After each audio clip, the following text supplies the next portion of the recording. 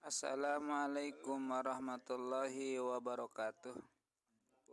Innal hamdalillah nahmaduhu wa nasta'inuhu wa nastaghfiruh wa na'udzu billahi min shururi anfusina wa min sayyiati a'malina. May yahdihillahu fala mudhillalah wa may yudlilhu fala hadiyalah. Asyhadu an la ilaha illallah wahdahu la syarikalah wa asyhadu anna sayyidana Muhammadan abduhu wa rasuluh. Amma ba'du, usikum manapsi bitaqwallah la'allakum tuflihun. Rekan-rekan para peserta bimbingan perkawinan KUA Sukarnagara ataupun mungkin yang sudah pengantin baru yang saya hormati. Yang pertama kepada yang sudah nikah pengantin baru, saya ucapkan selamat berumah tangga kepada Anda. Semoga rumah tangganya bahagia, rumah tangganya penuh berkah, sukses selalu ya. Amin ya Allah ya Rabbal alamin. Kepada para calon pengantin yang nikahnya nanti beberapa hari lagi, mari kita persiapkan ilmunya dan mentalnya. Karena tanpa ilmu dan mental, tentu rumah tangga akan susah untuk menciptakan rumah tangga yang kita harapkan. Mengajak kepada Anda sekalian, satu, harus punya keyakinan yang mantap ya. Yakin bahwa Allah lah yang mengatur alam semesta. Allah lah yang mengatur kehidupan kita, termasuk yang mengatur jodoh kita. Anda punya pasangan nanti ataupun yang sudah nikah, itulah pasangan yang Allah hendaki, yang Allah sengaja menciptakan pasangan Anda. Meyakini jodoh yang terbaik dari Allah. Terus yakin ya. Artinya jangan dibanding-bandingkan dengan pasangan yang lain. Inilah jodoh kita yang terbaik. Ya, mantap, yakin. Ini yang karena Allah yang Rabbul Alamin. Allah yang mengatur alam semesta ini. Allah mengatur jodoh kita, mengatur kehidupan, mengatur rezeki kita. Mengatur tempat tinggal kita nanti di mana, rezekinya dari mana, Allah yang mengatur. Ya, harus makin mantap, jodoh ini dari Allah. Adapun wasilahnya, jalannya mungkin ya bermacam-macam alasan, bermacam-macam jalan ya. Mungkin kita ketemu di jalan, kenalan ya. Mungkin lewat medsos di Facebook, di Instagram ataupun di mana kita chatting-chattingan nyambung kan, mungkin saja. Ataupun mungkin dalam suatu pertemuan di mana ketemu nyambung, nanya, kontak-kontak nyambung ya. Ataupun lewat orang ketiga ya. Macomlang ya, ataupun panglayar maksudnya. Itu mungkin saja. Jadi inti nama, setelahnya kita sudah punya rencana nikah, yakin itulah jodoh yang terbaik dari Allah yang perlu kita pelestarikan, perlu kita syukuri. Ya, satu tuh harus mantap, jangan ragu lagi. Yang kedua adalah harus punya cita-cita yang tinggi, ingin berbarengan dengan istri kita, dengan suami kita dari sejak pernikahan sampai ke akhirat nanti, ke surga yang penuh nikmat. Jadi rumah tangga dunia dan akhirat, masya Allah, itu cita-cita yang sangat tinggi. Jangan sampai pakotrek itu itu salah rumus yang salah ya. Dari sejak rumah tangga harmonis, geus pakotrek itu geus akhir-akhir ini pas ya tanapi pisah. Nah itu ya, jadi saya ingin sejak awal nikah sampai ke surga nanti dengan istri kita, dengan suami kita, masya Allah, itulah niat yang baik ya, gitu ya. Yang kedua, yang ketiga mungkin Yang ketiga, Anda harus punya iktikad kepada suami. Iktikad ingin membahagiakan pasangan kita. Harus punya keyakinan, punya iktikad, punya rencana, ingin membahagiakan pasangan hidup kita. Sekemampuan kita ya. Kepada istrinya nanti, si neng-nengnya harus punya iktikad yang kuat, ingin menghormati suami, ingin melayani suami, ingin mencari ridho suami. 3 ya. Karena hidup kita ini adalah bukan di dunia saja, tak ada pertalian sampai ke akhirat. Sehingga muncullah kewajiban suami dan kewajiban istri. Ya. Rasul berpesan, awasana Rasulullah sallallahu alaihi wasallam biqaulihil karim, ittaqullaha fin nisa akhadtumuhunna bi amanatillah wastahlaltum furujahunna bi kalimatillah. Rasul yang mulia Muhammad Rasulullah telah berwasiat kepada kita dengan sabda yang mulia, yakni ittaqullaha fin nisa. Wahai para suami, kalian harus takwa kepada Allah dalam menghadapi nisa, menghadapi istri pasangan hidupnya. Ittaqullaha fin nisa. Kalian harus takwa kepada Allah, memohon perlindungan, pertolongan kepada Allah dalam menghadapi istri kita. Kenapa? Akhadtumuhunna bi amanatillah. Bahwa kalian mengambil mereka, mengambil istri kita, anak kita adalah bi amanatillah, sebagai amanat dari Allah. Jadi istri kita adalah amanat dari Allah, bukan milik kita. Amanat. Yang namanya amanat itu nanti di akhirat ada suatu pertanggungjawaban di akhirat nanti ya. Amanat bukan milik.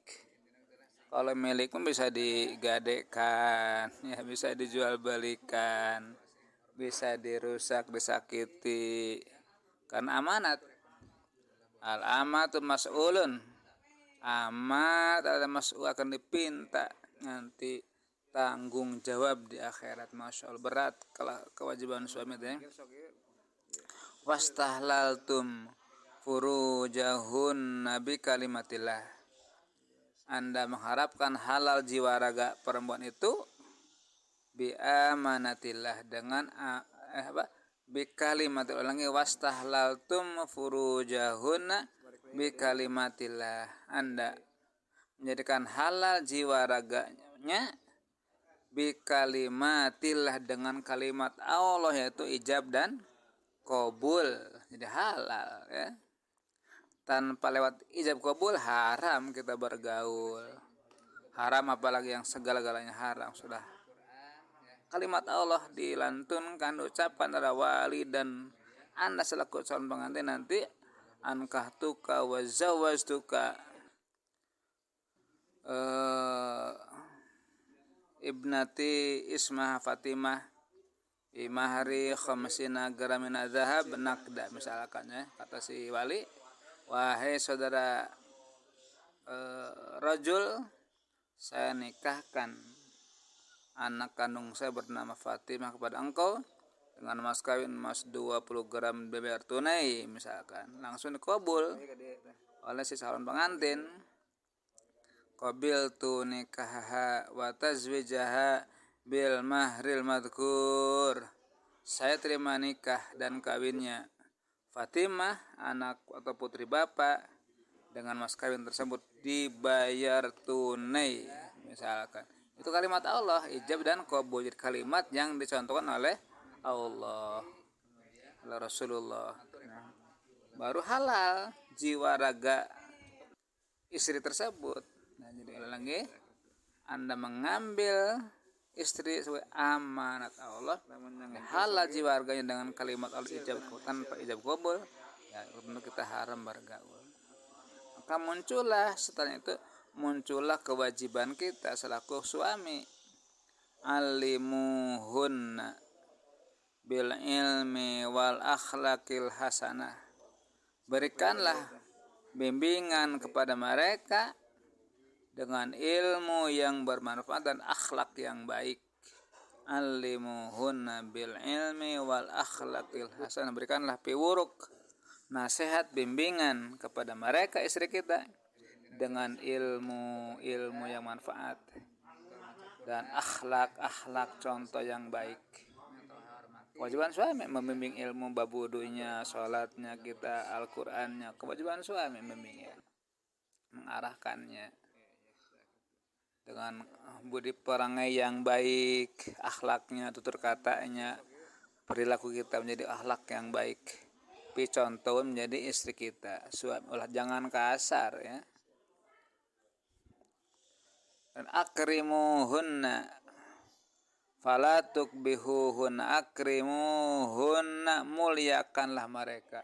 Jadi punya itikad, punya patakaran, akrimuhunna, akan memuliakan istri kita, akan memuliakan istri kita, akrim, memuliakanlah mereka. Mastata'tum, sekemampuan Anda ya, punya itikad ingin memuliakan mereka. Fala tukbihuhunna, janganlah kalian menghinakan mereka ya, jangan. Itu punya itikad yang baik, itu kewajiban suami. Begitu ya semuanya, punya itikad ingin memuliakan mereka dan tidak akan menghinakan mereka, menyengsarakan mereka. Mastata'tum, sekemampuan kita. Kemudian apa itu? At'imuhunna mimma takulun, memberikan makanan yang cukup, makanan minum yang cukup, jangan sampai kelaparan ya. Jangan sampai kita selaku suami enak berpoya-poya di luar rumah sementara isi di rumah kelaparan. Di mimma takulun, dari apa yang kalian makan. Syukur-syukur kita kalau makan di luar ya bawa ke rumah ya, jangan sampai kita enak di luar rumah sementara keluarga di rumah dengan kelaparan. Itu nggak boleh. Waksuhunna mimma taksun, memberikan sandang yang menutupi aurat kita. Jadi kalau istri kita auratnya terlihat, kewajiban suami memberikan sandang ya, yang dipepantas gitu ya, digegelis ke orang ya, ke suamina ya. Waksuhunna mimma taksun, sekemampuan kita ya. Itu kewajiban suami. Kemudian harus ditopang oleh seorang figur perempuan yang sholihah. Meskipun suaminya sudah tanggung jawab, menghormati kita, sesuai dengan suami yang baik, kalau pasangan hidupnya tidak sholihah, ya akan pincang. Harus suaminya tanggung jawab, seorang yang sholih, perempuannya harus orang yang sholihah. Jadi tadi pertama kan punya itikad, ingin menghormati suami, ingin menghargai suami, ingin melayani suami ya. Kata Rasul bersabda, khairun nisa'i imro'atun idza nadarta ilaiha sarratka wa in amartaha atau atka wa in ghibta anha hafidatka bimalika wa nafsiha. Dahulu Rasul, khairun nisa'i, sebaik-baiknya perempuan adalah idza nadarta ilaiha sarratka, di mana engkau wahai suami bertatap wajah dengan istrinya, sarratka, istrinya membahagiakan, penuh senyum kepada suaminya, marah mai budi payunan suami. Kapan itu? Kapan saja dan di mana saja. Jangan sewaktu-waktu fluktuasi ya. Jadi ketika suami sedang sehat, sedang sakit, sedang banyak uang, sedang bokeh, tetap syarat ka marah mai budi mungkin ridho dihukum jantan suami. Harus begitu.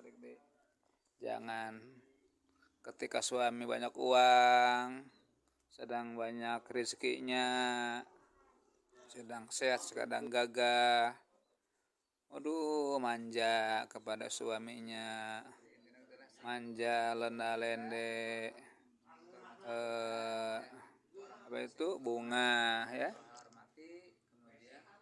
Tapi suatu waktu suaminya diuji sama Allah nggak punya uang, lagi di PHK suaminya, mulai istrinya merengut, tidak semangat, uring-uringan, marah-marah, baud. Nah itu tidak baik, itu ciri perempuan yang tidak sholihah, tidak akan benar rumah tangganya.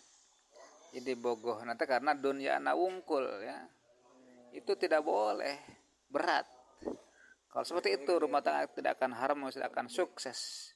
Tidak punya istri yang sholihah lah, itulah keindahan rumah tangga ya. Tidak banyak menuntut, tapi mensyukuri nikmat yang ada. Senantiasa marah mai budi pada suami, hormat ke suami ya. Tidak macam-macam. Wa in ghibta wa in amartaha, atau ajka di mana seorang suami sewaktu-waktu minta bantuan, atau ajka taat melaksanakan perintah suami, itulah istri sholihah. Diminta apa saja selama kita mampu melaksanakan, segera laksanakan oleh istrinya, itu menandakan perempuan yang sholihah. Jangan nanti ya, itu dosa ya, karena kita sudah dihukum kunjungan suami ya. Harus taat patuh kepada suami selama perintahnya tidak melanggar syariat, selama perintahnya tidak maksiat. Wajib melaksanakan perintah suami. Dengan sebaliknya suami bukan seorang raja, bukan seorang paduka enak saja tunjuk-tunjuk nitah pamajikan istri, sementara istri di kakek dicapekan, kita suaminya adalah diam-diam saja. Itu tidak baik, tidak benar ya. Sewaktu-waktu minta keinginan tong dihesekeun tak ku suami teh, ku istri teh ya, segera respon. Itulah ciri yang sholihah. Apalagi diajak misalkan sosonoan misalkan ya, apalagi itu mah suatu mutualisme ya, harus senantiasa harmonis, ulah hararese dipiwarang ku suami teh ya. Nah selanjutnya wa in ghibta anha hafidot ka fi malika wa nafsa, di mana Anda suami sedang jauh, sedang nyaba, sedang bepergian, artinya jauh daripada istri yang baiklah menjaga rahasia rumah tangganya, menjaga dirinya, tidak mangpang-mangpang suami lagi tidak ada, poya-poya dengan temannya, menghambur-hambur uang, apalagi mendatangkan suami laki-laki lain, naudzubillah. Jadi artinya taat baik suami sedang ada maupun sedang tidak ada, tetap menjaga keharmonisan rahasia rumah tangga ya. Ulah hareupeun wungkul payeuna suarah taat nate, dimanapun sedang jauh tetap menjaga ketaatannya. Itulah ciri yang soleh. Insya Allah kalau suaminya sudah tanggung jawab, istrinya solihah, akan terjalin rumah tangga yang kita harapkan, rumah tangga yang barokah dari Allah Subhanahu Wa Taala. Gitu ya. Jadi saling menghargai, saling menghormati ya. Ketika ada masalah, bentrok, pasti segera minta maaf. Orang yang paling dahulu minta maaf, orang yang paling mulia di hadapan Allah Subhanahu Wa Taala. Meskipun tidak bersalah, segera minta maaf meskipun lawan kita yang salah. Itu orang yang paling mulia. Jangan dendam ya, jangan egois, jangan jaga image. Kita mah tidak salah. Harus segera minta maaf ketika ada masalah, jangan dendam. Orang yang paling jahat, orang yang diminta maaf tidak memaafkan. Wa naudzubillah ya. Allah yang sangat gagah, Allah yang sangat segala-galanya. Allah adalah zat yang pemaaf. Kita sebagai manusia yang lemah, kenapa harus dendam? Jangan ya. Nah, selanjutnya adalah Anda punya orang tua. Orang tua teh yang berjasa kepada kita, mengandung kita, melahirkan kita, mendidik kita, membesarkan kita, bahkan sekarang sampai ngawinkeun. Berjasa orang tua ini harus dihormati mereka ya. Jangan menyakiti orang tua kita, harus hormati mereka telah berjasa. Tanpa orang tua kita kan tidak mungkin seperti ini ya. Wajib hormati orang tua kita adalah berjasa. Nah sekarang sudah nikah, mertua pun sama harus kita hormati. Jangan menyakiti mertua dan orang tua ya. Orang tua dan mertua kalau kita hormati, beli hatena ulah sampai sakit orang tua gara-gara tingkah kita, ucapan kita itu tidak akan berkah ya. Kalau ingin berkah, hargai orang tua, hargai mertua, insya Allah berkah hidup Anda ya. Adapun rezeki mah jangan khawatir, Allah telah menciptakan manusia makhluknya dengan rezekinya. Yang penting kita bekerja semangat, tidak malas, tidak gengsian, bekerja. Di kantor silakan, apalagi di pasar, ngojek, bertani, apa saja yang bekerja, semangat, tidak malas. Fa unzila alaika rizqo, kami kata Allah janji akan menurunkan rezeki kepada kalian. Di rezeki mah ulah khawatir orang lahir ke dunia teh teu nyanak harta benda. Seorang bayi ku Allah diatur di rezekian, dibesarkeun, bere milik rezekina bagian-bagian masing-masing. Di rezeki jangan khawatir, yang penting kita bekerja semangat, ikhtiar, nanti Allah yang mengatur kehidupannya. Yang penting halal gitu ya. Nah, terakhir adalah Anda tidak akan berkah hidupnya jika tidak dekat dengan Allah yang punya segala-galanya. Artinya kepada Allah harus mantap beribadah kepada Allah. Ibadah yang mantap, baca Quran sing getol, tahajud, istighfar, sing jadi ahli ibadah sadaya keluarga, suaminya, istrinya, anaknya jadi ahli ibadah. Insya Allah hidup Anda akan berkah ya, menjadi ahli berkunu ibadah Allah, jadikan sebagai hamba Allah yang berkah. Demikian ya, mudah-mudahan ada manfaatnya untuk kalian semuanya dan khusus bagi saya selaku pemateri. Selamat nanti dalam waktunya, insya Allah Bapak ataupun penghulu yang lain akan menghadiri pernikahan Anda ya. Nah, sekali lagi, jadi dari sekarang rubah sikap menjadi bekerja semangat, ibadah semangat, orang tua hormati. Demikian akhirul kalam. Assalamualaikum warahmatullahi wabarakatuh.